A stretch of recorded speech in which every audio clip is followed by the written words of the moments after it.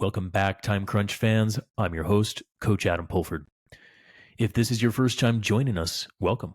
The Time-Crunched Cyclists podcast is a show that helps you get all the important training, nutrition, and exercise-related information for endurance sport in a short, digestible format. After all, most everyone I know is a bit crunched on time, so why listen to another 3-hour podcast if you just want the information straight up? As many listeners know, you can ask whatever question you want as it relates to all things training, and we'll do our best to answer it on the show. And that's exactly what we're doing today. So let's get started. Here is question number 1, by the way.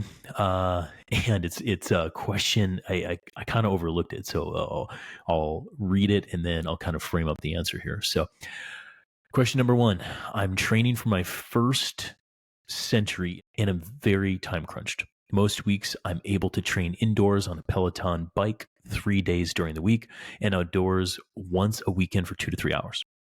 Peloton, quote, endurance power zone classes focus on zone 3 intervals with zone 2 recovery. In listening to your podcast and others, I've never heard zone 3 mentioned. Should I ignore the interval callouts and stay just in zone 2? I typically do 45-minute classes. Thanks, Chris.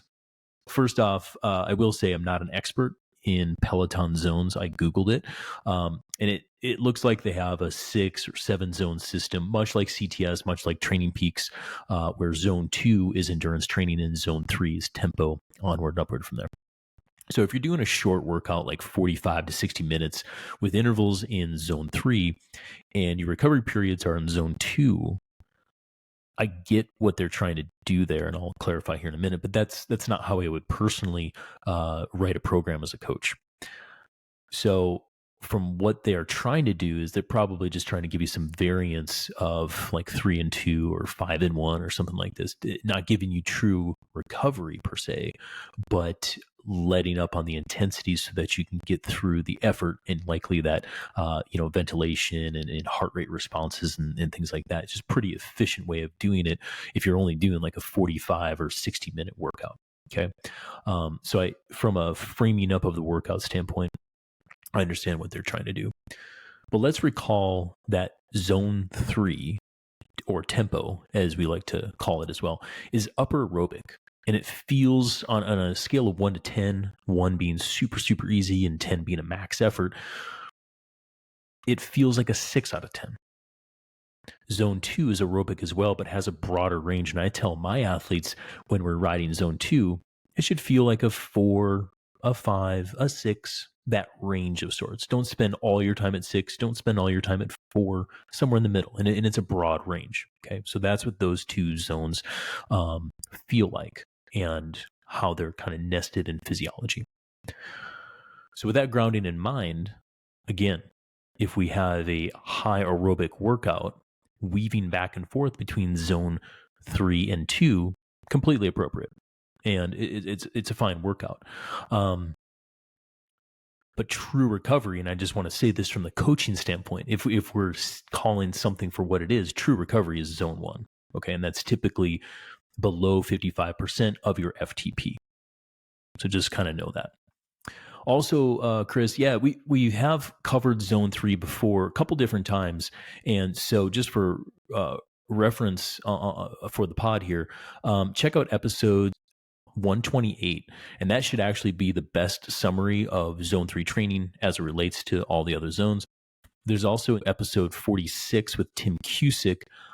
If you want to go deep and understand all the things about physiology and training zones in particular, I really encourage you to listen to that one. He's a fantastic coach. He's a good friend. And he's been on the podcast several times. And then finally, I did a podcast episode number 149, where we're talking about how tempo builds durability for long, harder days, much like a century, hard, hilly century, and how to incorporate tempo into your training. So check that out, episode number 149. All right. So kind of in summary to that, Chris, tempo is very valuable. It's high aerobic effort. And yeah, you should definitely do zone 3 for training. in the way that you're doing it, I think is completely fine. And then if you keep on, if you caught the cycling bug and you catch a little bit more time in your life, listen to those episodes and deploy that training into your own personal training program, and you'll build a lot of fitness. So thank you very much for the question. Okay, so question number 2. This is a long question, folks, and he even asked me to dumb it down a little bit, but I'm going to read it all because I think it's actually important. It frames it up very well. So I'm a 58-year-old cyclist. I used to do a lot of leg presses, strength training movement, 450 to 540 pounds, 3 to 4 sets, and 30 reps each. Again, I tell you these specifics because it pertains to the answer. And he says, as I've gotten older, my legs have taken more days to get some life back into them. This year, I eliminated weightlifting over the summer, but my power seems to have dropped. I've also had trouble hanging on in the pack during group rides. Last year, I was usually near the front. In season, I usually ride 20 to 30 miles, 3 to 4 days on weekends, and with a 40 to 60 mile ride on both weekend days. Most of my rides are with my group, and most are, quote, spirited. But I try to dial it back for 1 or 2 of the weekday rides. So here's the question. How many days a week, quote, in season and off season, should I lift? Should I stick with the higher reps, or should I cut it back to 12 to 15 reps per set? Thanks. Love the podcast, Dave F. And again, he said, feel free to edit my question so it doesn't take you too long. Dave, I super appreciate the question. I super appreciate the background information on that. And I do think that this applies to many people out there. There's a lot of components to your questions. So let me kind of start how I normally do with these, where the short, straight to the point answer is keep strength training in for sure. And then bring contrast to your training days by decreasing your spirited group rides to only about 2 to 3 times per week. Okay. What I would do in replace of that is aerobic rides, zone 2 rides, endurance rides, however you want to call it, easier rides than what you're doing. Okay. And that's how I would structure it. Kind of the long answer to it is, for strength training, aim for 2 to 3 days per week. On the podcast before, when I'm interviewing Aaron Carson, when I've interviewed my colleague Sarah, I've said the beautiful number is like 2.5 days per week. What I mean by that is 2 more targeted strength training days where there's another, I call it like half day, and that's more like muscle activation, muscle coordination, I think core, body weight sort of movements. And that's going to set you up for success. So 2 harder days of strength training, 1 easier day, and I call it a half day. When we're incorporating that in, and how to weave in the strength training with the on the bike training, I typically recommend to do your strength training on the hard days that you have on the bike. Meaning, if you hit a group ride on Tuesday, do your strength training on Tuesday. The reason for that is you've dialed up the anaerobic switches. Typically, if you hit a spirited group ride, you went hard, right? There was anaerobic components to that ride. When you're doing strength training, it's also anaerobic. They're short, harder movements that you're doing. What I find to be the pitfall for many endurance athletes is they typically do strength training on their easier days. So if they're going hard on Tuesday on the bike and then easy on the bike on Wednesday, but then they do their strength training on Wednesday, and that's hard. And then they do their group ride or intervals on Thursday, that's hard. And then they have an off day on the bike, but they do strength training on Friday. All of a sudden, that's not 2 hard days. That's 4 hard days. And you can do that for so long before something gives. What I typically find for greater success is to double up on those days, group ride and strength training, or you got to X off some of those harder, intense rides in order to keep likely probably 3 days, maybe 4 at most, hard days total. Okay, so how you orchestrate that, really up to you. But for time-crunched athletes, for most athletes in general, I would say 4 days of intensity, 4 days of hard, 4 days of anaerobic. You're not going to get much more out of your body, and then adapt and keep getting success. Okay, ideally 3. So I'm going to stay on strength training for just a little bit here, folks, because what you noticed in Dave's question is he was doing a lot of repetitions. He was doing a lot of, I call that load. Just in his leg presses alone, Dave's doing 3 to 4 sets of 30 reps. Okay. Now he's using a high weight. Okay. And that just means he's probably strong, right? But the number of repetitions that he's doing, not only per set, but in total, that relates more toward muscular endurance. Okay. And what we're doing on the bike, just pushing a bunch of repetitions on the bike, we're doing muscular endurance all the time on the bike. So for many of my athletes doing strength training, I often stay out of those rep ranges completely. I never do 30 reps. I rarely go over 15 to frame that up a little bit better. Okay. So Dave, my recommendation to you is aim for 2 to 3 sets with heavier weights where you're aiming for 8 to 10 repetitions total.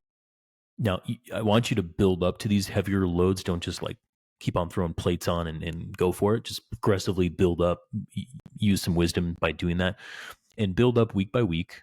And you want to aim for a weight where you could probably do, we call it 2 reps in reserve. And what that means is if you're doing 10, you could probably do 12 with good form, but it's like max out. Okay. So 10 is still hard. You're lifting heavy weights, but you're not going to maximum. Okay. So 2 reps in reserve is what I'd recommend. And going 8 to 10 reps total would be the way to do it. Okay. So pushing, and the perceived effort should be right around probably 8 out of 10 during that set. That's about how to monitor it. Okay. Now, by lifting heavier weights, you're going to stimulate more strength and power from your muscles and your nerves. A lot of endurance athletes overlook the nerve component to it. So, how that works is essentially if you're stimulating yourself with higher training loads, in this case, more weight, okay, you're going to call upon your brain and your nervous system in order to move that as well as the muscles. And there's a training effect that occurs in the nerve at that level to elicit adaptation. And that's a huge component to getting stronger without adding muscle. So, and you can only do that, by the way, when you're lifting heavier stuff. Additionally, there's benefit to healthier bone growth, healthier testosterone release with the hormones that interact when we're lifting heavier weights. And I won't go into that in depth. It gets a little complicated on that. But really the message I want to bring home to you here, Dave, is for an endurance athlete, there's a lot of benefit that goes on in the way of muscles, nerves, hormonal health, and bone health when we're lifting heavier stuff. Just build up to it. Go hard on the hard days, keep the easy days easy, and you're going to start making far better gains, and you'll have that snapback. I would imagine that you'll also be able to bounce back from harder days because you'll have more durability in the muscular system. Okay, so now when we're talking about contrasted training, and I'm telling you to skip some spirited group rides, the reason I tell you that is contrast in training. What I mean by that is you keep the hard days hard, you keep the easy days easy, just like I said before. This goes back to the general adaptation syndrome, which I've talked about on the podcast several times before, where stress plus rest equals adaptation. Okay.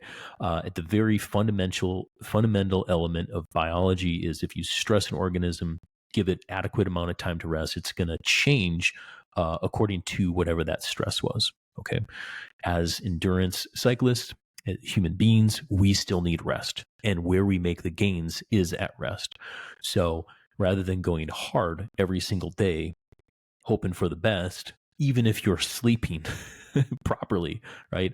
At some point, you will have no adaptation or maladaptation. You'll get worse.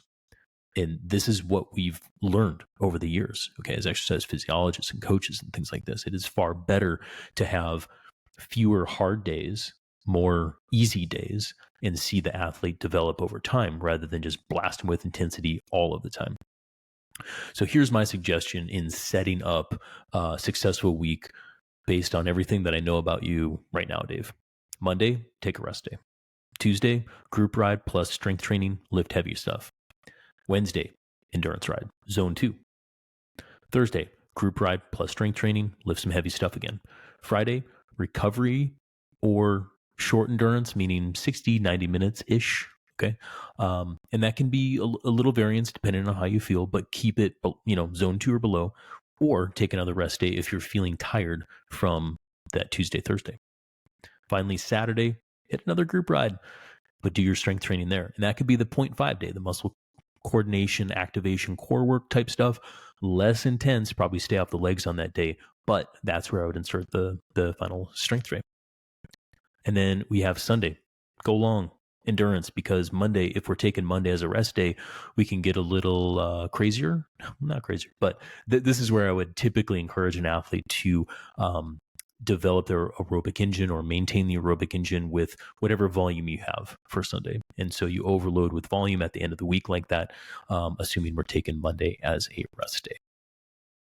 So Dave, I hope that fully answers your question. It's a really good question because I do think that endurance athletes, we gravitate toward the stuff that we're good at, meaning muscular endurance. And so when we get to the gym, we sometimes don't lift heavy enough to elicit the adaptation.